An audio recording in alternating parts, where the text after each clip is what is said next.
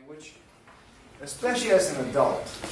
If you've had the opportunity to study a second or third language at a young age, that's a great opportunity.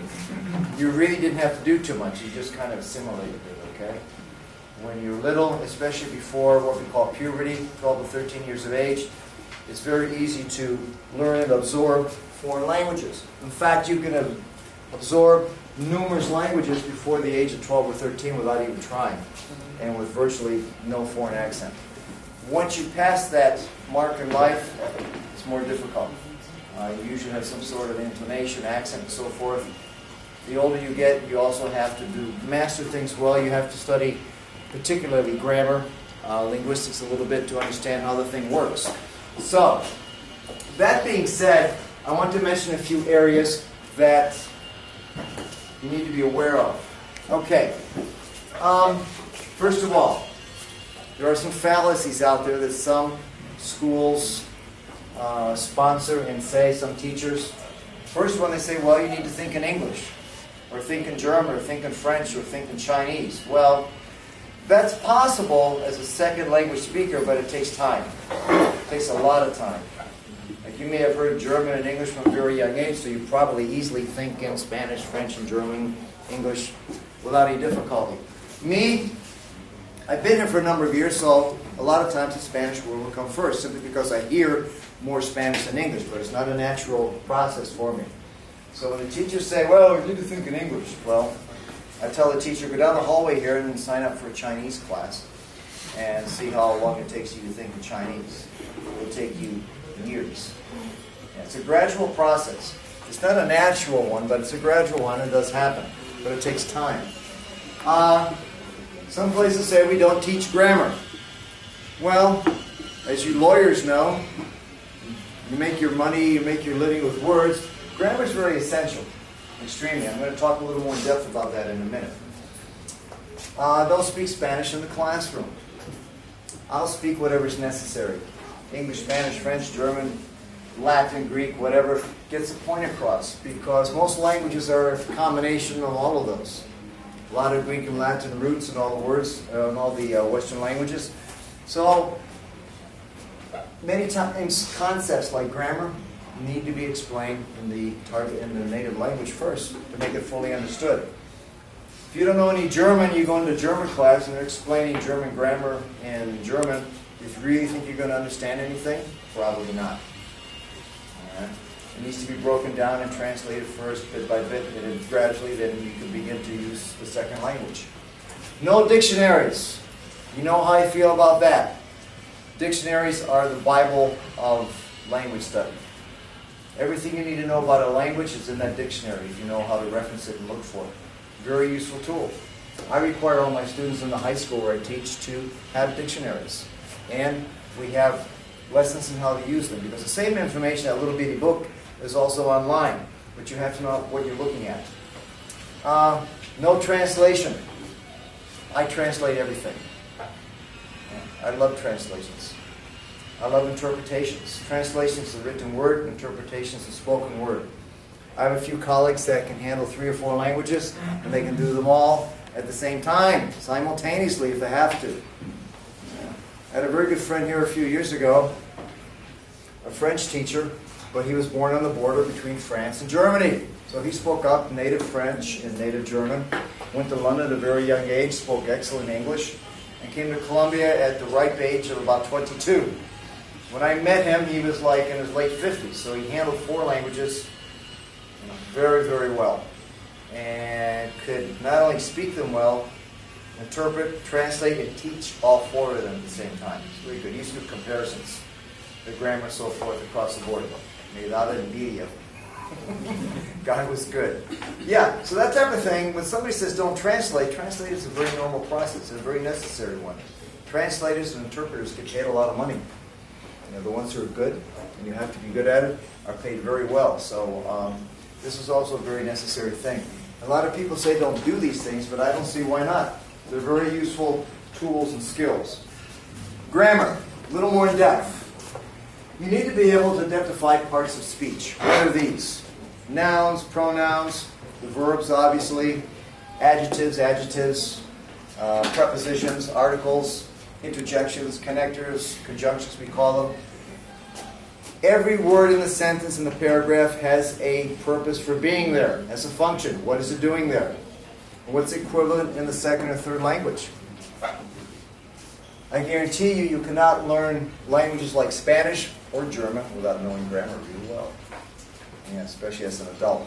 The verb tenses change drastically. German does not always use prepositions. They use case declensions. Russian has no prepositions. They use strictly case declensions. It gets complicated. And it takes a lot of study, even as a native speaker. And as not a native speaker, even more. I guarantee you, Spanish phonetically, as a foreign speaker, you can learn a lot of words. But to speak correctly, you have to study the grammar and how it works extensively. Otherwise, you're going to be talking like Efe Indio. Yo, tener, querer, hablar, contigo. Yeah, you will never reach a level where you're a professional. You can make yourself understood well. How to correctly form phrases or sentences, negations, questions, negative questions.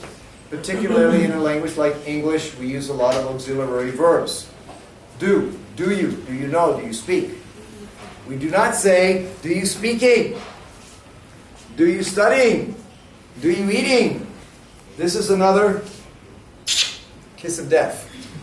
Yes, this is not professional English. And to avoid that, you need to study a little bit of basic grammar. Or we do not say the auxiliary verb to be, are you speak, are you eat. If it has the to be, it has the ing. Are you speaking? Are you eating?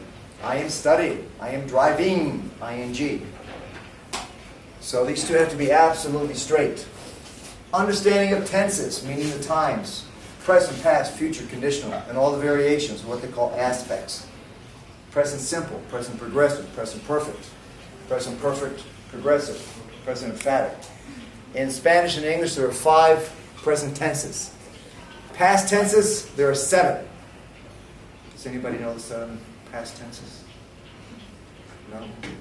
I won't go into them here because this is not a language class, but you might want to look those up and look at some grammar charts. You will recognize them when you see them, but familiarize yourself with the names, what they're called, and exactly what they do. Every tense has a different meaning. It's not the same to say, I spoke, I was speaking, I used to speak, I had spoken. They're all past tense, but they have different meanings. All right, so again, you guys are professionals. You want to speak like professionals.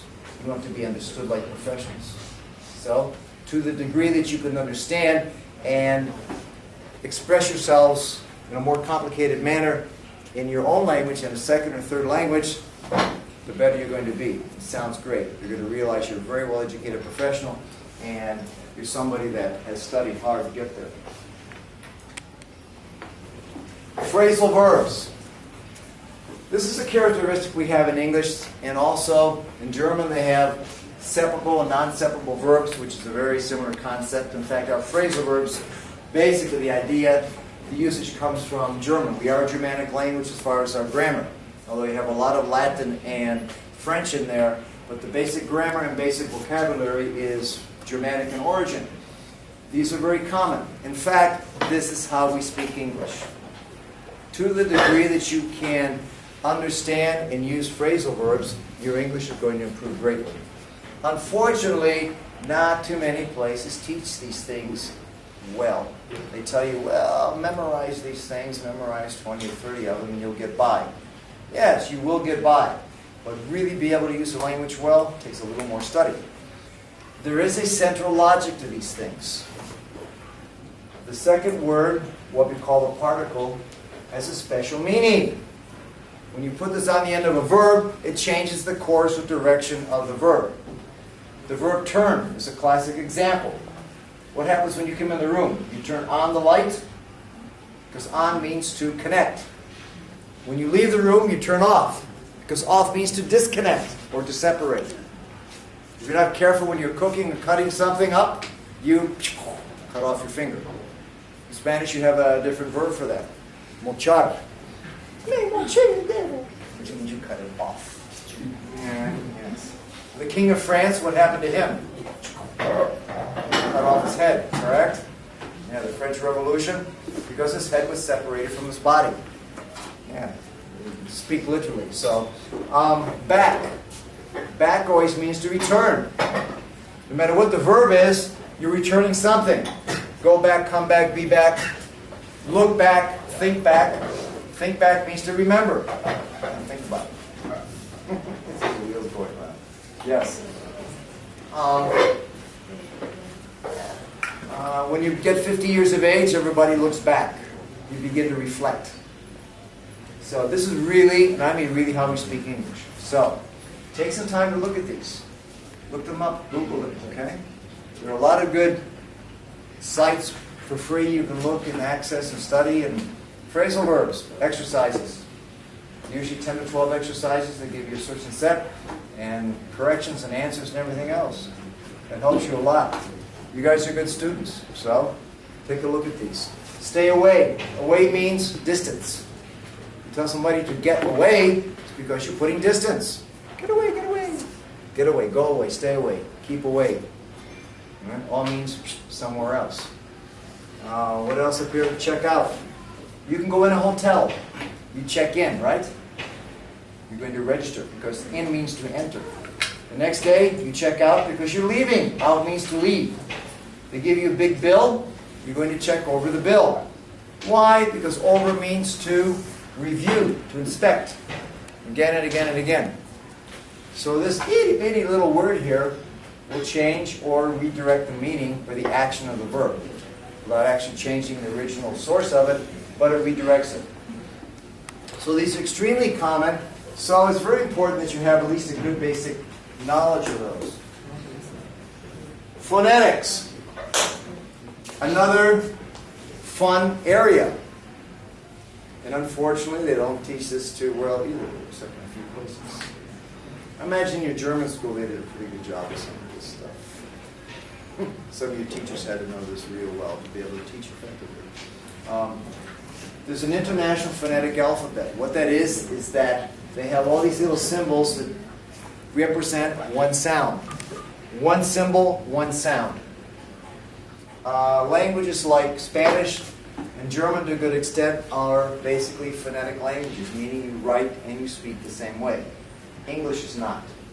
One of the reasons I teach this alphabet to my students is so they can look at a dictionary or look online and see this little symbol and realize this is the a, this is the e, this is the this is the because it's not always clear by the way we write the word.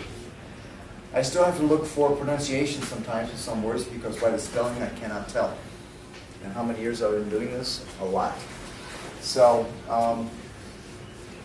you have 5 vowel sounds in Spanish. A, E, I, O, U. All right, and they're all spelled the same. How many vowel sounds are in German? 8. 8. Are they all spelled the same way? No. No, there's some variations. Okay. English has 11 vowel sounds. About half of them have multiple spellings. And there's one, in fact, which is this one here, called the schwa sound, which it can be spelled just about any way. Any letter in the alphabet, in fact, any vowel letter written in the alphabet can represent the schwa sound, depending on where it appears and which word. So it's one of the reasons English is so difficult to spell. We have a difficult time. Consonants, a little easier, but still, all of these represent different sounds, different consonant articulations, positions of the tongue. So consequently, a basic knowledge of this also is well worth your time. This is good for you to do. It helps you really understand language better. No matter what your career is, you're going to live or die sometimes on how well you can express yourself. Language study is a very good tool for you. First language, second, third, and fourth, whatever. Okay. Translation and interpretation skills? Absolutely. I'm paid very well for some of the translation documents I do. Obviously my best thing is from Spanish into English, but there's certain technical fields where I do very well. I am not an engineer, but I know engines and motors pretty well, and I like them. So I'm called once in a while by a few people to either interpret for a few engineers or translate some documents that have to do with engines and transmissions. Some areas of law, and I worked in the medical industry for many years, so I can pretty much handle most pharmaceutical terminology and so forth pretty well also. This is a process, but any good translator or interpreter will tell you, even if they are native in 3 or 4 languages, they still have to go through a process. Some of them will go to translator school, interpretation school to learn how the mechanism so they can do it fast. Really, they reach a point they don't think at all. They can go back and forth. Can you do that with 2, 3, 4 languages? Pretty well? Yeah, good. It's an excellent skill. And you're going to find yourself in situations where you're going to use 2 or 3 languages simultaneously. Yeah, it's a great skill. It's a great thing to do. So take a good look at that and think about it. Business career in English, we talked basically about today.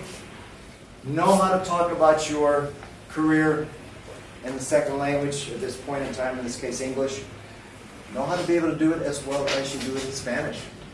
You need to be able to go on a professional level with English at this point in time and discuss whatever it is you can discuss in Spanish.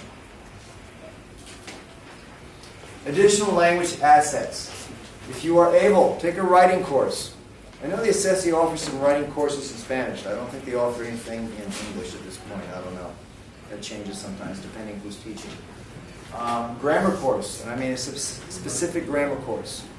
Unfortunately, again, many times they use just the conversational approach. They do not explain grammar as well as they should. This is a necessary area. I'm having some company executives call me now who need a lot better knowledge of English. They're having to travel, they're having to do a lot more negotiation, and their intermediate level is not sufficient to meet the demands. And the first thing I do, I go right back to the beginning. Parts of speech and basic verb tenses. And invariably, they don't know what they're doing. Nobody has taken the time to teach them correctly. So we start there. They know a lot of vocabulary, but the grammar's like the glue that puts it all together. Makes it coherent, makes it intelligent. So that's exactly what I do. If you're shy, you're afraid to talk, especially to groups in public, take a speech course, a theater course, drama course. Some of you like theater? Yeah, go do some plays or drama or something. It makes you perform, makes you speak, takes you out of your shell, gets rid of the shyness part. Very necessary in this world. Even the engineers, you're going to have to present things to your boss, to your colleagues, to anybody to be able to sell projects. Debate course, that's another one. Lawyers, you guys have to debate things a lot, don't you? Yes. All right, that's good. As a sales representative of pharmaceuticals, we had to do this all the time. They would send us to sales training, and you would have opposing viewpoints. The sales representative with the doctor. The doctor would object, say no, have doubts, misunderstandings, and go back and forth. So you had to be able to come up with a good argument and talk and discuss. Okay. Presentation skills. We discussed somewhat today how to present yourself or how to present a company. Remember, when all you guys are going to travel someplace later on in life, you're representing your company and you're representing your country. They're going to judge Columbia by the way you present yourself. It's important that you do it right. This country needs good representation. Again, you have a lot of good things to show here, and so consequently, it's important to be able to make a good presentation. All right, this is a common problem. Second language anxiety. Does anybody get nervous when they want to speak, for example, English? Oh my God! Yeah, I know how it feels. I go through this all the time also. I live here. I have to speak Spanish all the time, and people laugh at me, but no, I really don't care. If you ever watch some foreigners like us, some like gringos come here and a couple of months we're speaking to everybody? Yeah, because we don't care. We really don't. No tenemos pena. You go for it. Because we know communication is very necessary. I see a lot of Colombians say, oh, man, I'm sorry. I said, no, apologize, go for it. You deserve to be able to communicate. Yeah. So don't worry about it. We have all these feelings, nervousness, negative self-image, feeling unsure, sweaty palms, your stomach is all upset, right? Increased heartbeat, avoiding eye contact. Okay. Now, These are common problems. How do you get over it? Study, practice, prepare yourself. You forget more material, mental blocks sometimes. This happens to me sometimes. Yeah. Plus, with years, you start to forget things anyway. Usually, productive skills of speaking and writing, receptive skills of listening and reading, these are all affected by stress and so forth, depending on the moment. The only way you get over that, public speaking. Once you're good at speaking in front of groups, you can talk to one person or you can talk to 1,000. The only difference is the energy that you feel for the group. And the energy can be strong. You have to breathe, and there's a technique to recycle that energy. And most of it's based on your confidence, your preparation, your knowledge of what you're going to say. And you get up and go for it. You're not afraid of it. People want to hear you, they want to listen to you. So you just recycle that energy. Inability to speak effectively. Distortion of sounds. Oh, yeah, you start to lose it. Not uncommon. Less interaction with people. That's unfortunate. Yeah, you guys need to communicate. What to do about it? Everybody has an accent, even native speakers. All of you here that are born and raised in Cali, you talk like Caleños, no? Mira, vení, sentate. Yeah, you have a very funny accent here in Valle. It's pretty interesting. Use the two evolves usted in the same sentence a lot of times, depending on the emotion of the moment. Very few places do that in Spanish. Yes, it's pretty interesting how it works. I have a New York accent, which the lady pointed out this morning. Yes, I do. And when I don't think about it, I start talking like a New Yorker. Yeah. Because that's who I am. That's how I was raised. It's hard to get rid of that. But you can perfect it and polish it as you go along and make it better. You're never going to speak, usually, a second language like a native, unless you start very, very young. So don't worry about it. What you want is to be understood and to understand people. If you can reach a point where you can't communicate and have a good working knowledge, you've been successful. Yeah. If you can understand people and they can understand you, I'm happy, frankly. If I can go to the bank, I can go to the La Catorce, I can go to Unicentro, I can go around by myself and make myself understood effectively, I've had a good day. Yes. And I always think before I open my mouth, what am I going to say and how am I going to say it? So I don't say stupid things. Same thing. Think before you speak and formulate your sentences and what you want to say. That's all. And you'd be surprised. Appreciate the language skills that you've already achieved. To be able to communicate in a second language is a great accomplishment. So make the most of your origin. I do. Every time I go to La Catorce, they're asking me for my datos. ¿Está registrado? Sí, no, señora. No dejen los gringos ahí en el sistema. El sistema tiene prejuicio. No, es cierto. Sí, I usually make the most of my origin. They know I'm not from here when they look at me, but I turn it around and usually it's a good relationship. So, again, you're an ambassador for your country. So, many of you are competent, multilingual users. Don't forget that. I think that's it. Okay.